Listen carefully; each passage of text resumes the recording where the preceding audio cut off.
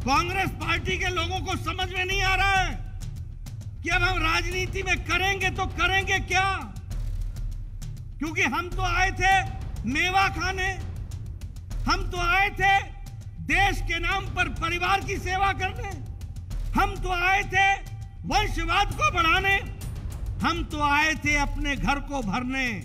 और मैं पूरी जिम्मेवारी के साथ कह रहा हूं, कांग्रेस भी सिकुड़ गई, कांग्रेस भी कमजोर होकर के सिकुड़ गई, और न ये अब राष्ट्रीय पार्टी रह गई है, न ये भारतीय पार्टी रह गई है।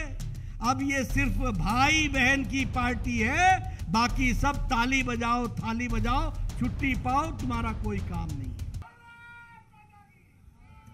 मित्रों, ये द्वारकाधीश की नगरी, ये नागेश्वर ज्योतिर्लिंग की धरती, इसको मैं जहां नमन करता हूं, वहीं से प्रेरणा लेकर के गौरव यात्रा के प्रस्थान की शुरुआत की घोषणा भी करता हूं। और इस गौरव यात्रा के माध्यम से नहीं सिर्फ प्रदेश में बल्कि देश में जो गौरव का संचार होगा, जिसको हमारे कार्यकर्ता सब दूर ले जाएंगे, उनको मैं बहुत बहुत साधुवाद भी देता हूं और बधाई भी देता हूं। मित्रों, ये गौरव यात्रा जो द्वारकाधीश की नगरी से प्रारंभ हो रही है, ऐसी 5 यात्राएं गुजरात में शुरू हो रही हैं। आज एक महसाना में भी यात्रा शुरू हुई, कल अमित भाई आएंगे और 3 स्थानों से और शुरू करेंगे।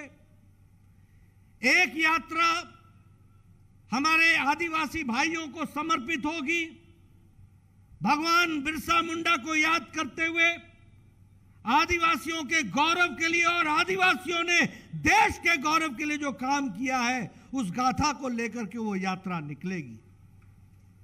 लेकिन मित्रों, ये गौरव यात्रा सिर्फ द्वारकाधीश की गौरव यात्रा नहीं है।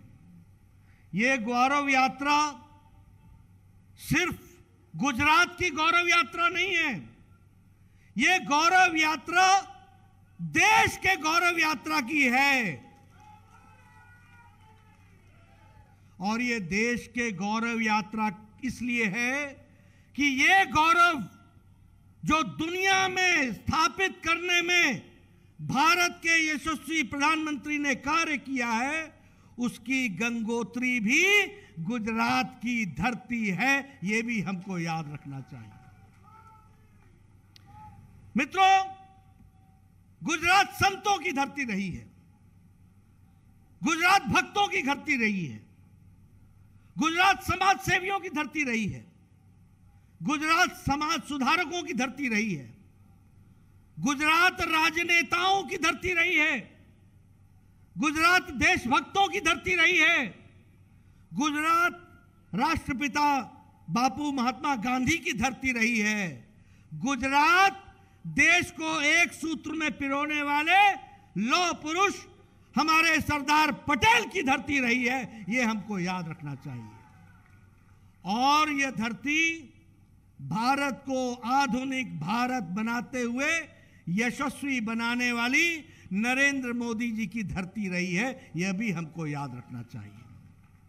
मित्रों, मोदी जी ने सिर्फ देश की सेवा ही नहीं की है, मोदी जी ने सिर्फ देश में नए आयाम ही स्थापित नहीं किए हैं, मोदी जी ने देश की राजनीति की संस्कृति बदल डाली है। यह हमको ध्यान में रखना चाहिए।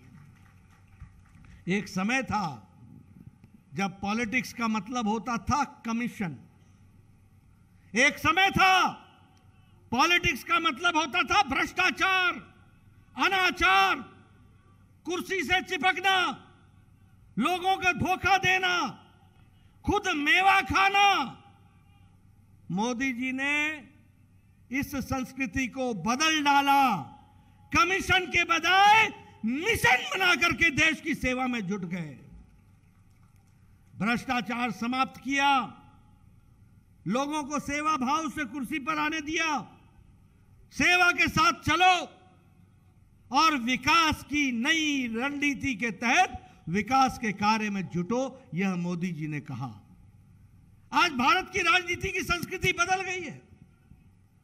कांग्रेस पार्टी के लोगों को समझ में नहीं आ रहा है कि अब हम राजनीति में करेंगे तो करेंगे क्या, क्योंकि हम तो आए थे मेवा खाने, हम तो आए थे देश के नाम पर परिवार की सेवा करने, हम तो आए थे वंशवाद को बढ़ाने, हम तो आए थे अपने घर को भरने।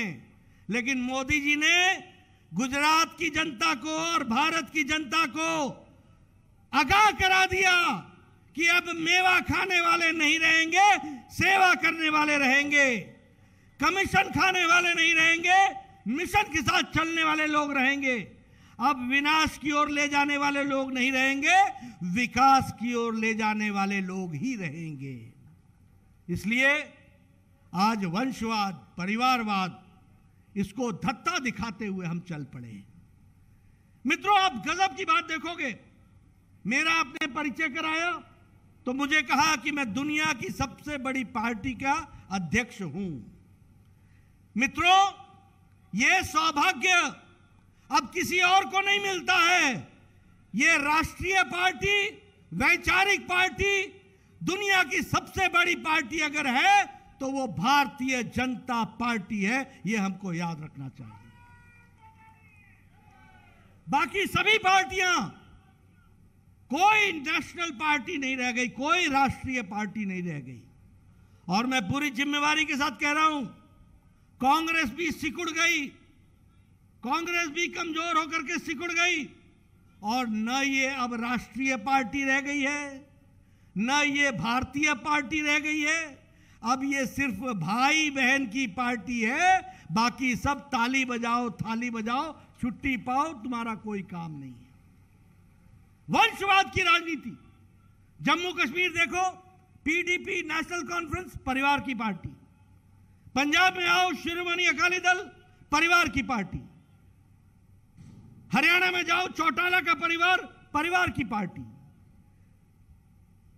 उत्तर प्रदेश में जाओ, 24 करोड़ का प्रदेश, समाजवादी पार्टी, परिवार की पार्टी, स्वर्गीय मुलायम सिंह यादव और अखिलेश की पार्टी। बिहार में आओ, आरजेडी, लालू यादव, तेजस्वी यादव, परिवार की पार्टी। बंगाल में जाओ, पीसी भाईपो, ममता और उसका भतीजा अभिषेक, परिवार की पार्टी। झारखंड में जाओ, शिबू सोरेन, हेमंत सोरेन, झारखंड मुक्ति मोर्चा, परिवार की पार्टी। उड़ीसा में जाओ, बीजू पटनायक, परिवार की पार्टी, व्यक्ति की पार्टी। आंध्र प्रदेश में जाओ, जगनमोहन की पार्टी, वाईएसआर, परिवार की पार्टी। आप तेलंगाना में जाओ, केसीआर, केशव चंद्रशेखर राव, तेलंगाना राज्य समिति, टीआरएस, खुद मुख्यमंत्री, बेटा मंत्री, दामाद मंत्री, बेटी एमपी की कैंडिडेट, पोता आना बाकी है, बाकी सारा परिवार की पार्टी। तमिलनाडु जाओ, स्टालिन, डीएमके, परिवार की पार्टी। अभी ये शिवसेना भी टूट करके शिवसेना बची, नहीं तो यह भी परिवार की पार्टी हो गई थी। यह भी हमको ध्यान रखना है। अब जाकर के जब शिंदे साहब आए हैं तो उन्होंने विचार की बात की और परिवार की पार्टी टूटी। मित्रों, ये भारतीय जनता पार्टी है अकेली जो विचारों की पार्टी है, अखिल भारतीय पार्टी है। ऊपर से लेकर नीचे तक यह विचारों से लैस और विचारों के प्रति समर्पित पार्टी है। यह हमको ध्यान में रखना चाहिए। और इसीलिए आदरणीय मोदी जी ने विकास के नए आयाम तय किए, नए मंत्र दिए। क्या मंत्र दिया? सबका साथ, सबका विकास, सबका विश्वास, सबका प्रयास।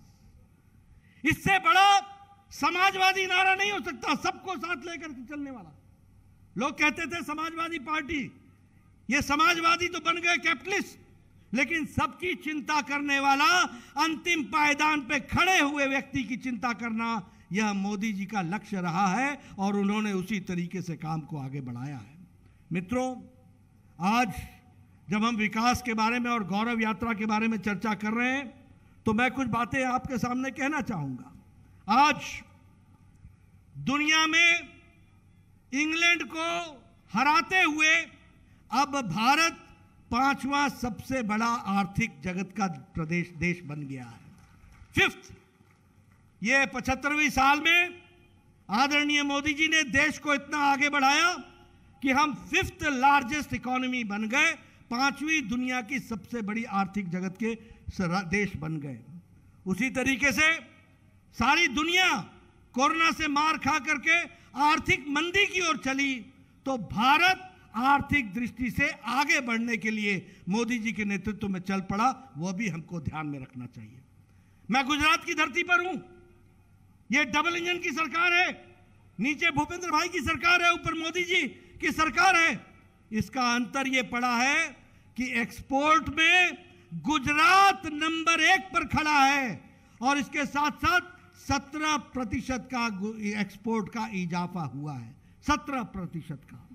आपको जान करके खुशी होगी कि मर्चेंडाइज में हमारे 31 लाख करोड़ का हमारा एक्सपोर्ट बढ़ा है। यह भी हमको ध्यान में रखना चाहिए। एक समय था जब हम कहते थे कि कुछ नहीं हो सकता, सब कुछ लुट गया, यहां कुछ हो ही नहीं सकता, ये तो ऐसे ही चलेगा। आदरणीय मोदी जी ने मंत्र दिया कि ऐसा नहीं चलेगा, बदलाव करना है, बदलाव होगा, बदल सकते हैं, मोदी है तो मुमकिन है, इसको साबित करके दिया। मित्रों, आज गति शक्ति में 100 लाख करोड़ रुपए का कार्यक्रम लेकर के गति शक्ति के दृष्टि से विकास के नए आयाम लिखने का हम लोगों ने तय किया है। मित्रों, मैं यहां पर जब ये नए आयाम आपके साथ चर्चा कर रहा हूं तो मैं आपको यह भी बताना चाहता हूं कि देश बदला है, मोदी जी के नेतृत्व में विश्वास बढ़ा है, मोदी है तो मुमकिन है, यह संभव हुआ है। मैं आपके सामने 2 उदाहरण देना चाहता हूं। एक उदाहरण देना चाहता हूं, मैं पूर्व में स्वास्थ्य मंत्री रहा हूं। इस देश में 25 से 30 साल लग गए एक बीमारी की दवाई को आने में, चाहे ट्यूबरक्लोसिस हो, चाहे टेटनस हो, चाहे स्मॉल पॉक्स हो, चाहे जापानी बुखार हो, चाहे पोलियो हो। इस देश में किसी भी दवाई को आने में 25 से 30 साल लगे। लेकिन कोरोना जब आया तो मोदी जी ने हमारे साइंटिस्ट को, हमारे सारे साइंटिस्ट को प्रोत्साहित किया, भारत सरकार की तरफ से मदद दी। 9 महीने में 2 वैक्सीन बनाई और देश को हम कोरोना मुक्त करने के लिए हम अग्रसर हो गए। आज आप सब लोग यहां बैठे हैं, किसी के भी चेहरे पर मास्क नहीं है, सब नजदीक नजदीक बैठे हैं। यह संभव इसलिए हुआ है कि आपने 217 करोड़ डबल डोज लगाकर और बूस्टर डोज लगाकर मोदी जी का सुरक्षा कवच पहना हुआ है, स्वास्थ्य का कवच पहना हुआ है।